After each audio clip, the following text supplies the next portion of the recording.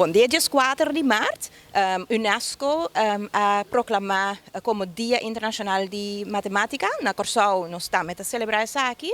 Normalmente também é conhecido, combina na escola fecha na fecha inglês, fecha americano, da 3 dias 4, que é luna 3 de dia 4. Então, em matemática, é 3.14 está relatada a pi, que nós conhecemos de matemática, ora bota midi diameter.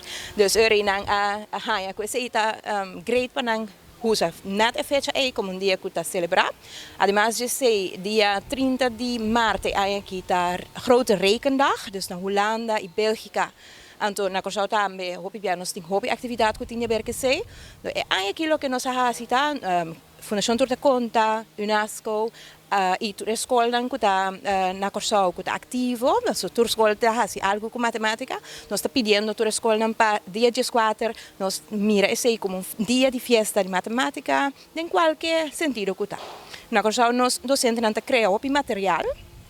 Então, seguro para ajudar nós muito a compreender matemática outra forma de maneira nós fazemos ora que nós estamos lutando. Então, ele lota hope great para nós mirar de que maneira nós docentes na Corsau ajuda nós alunos a mirar com matemática tá viva.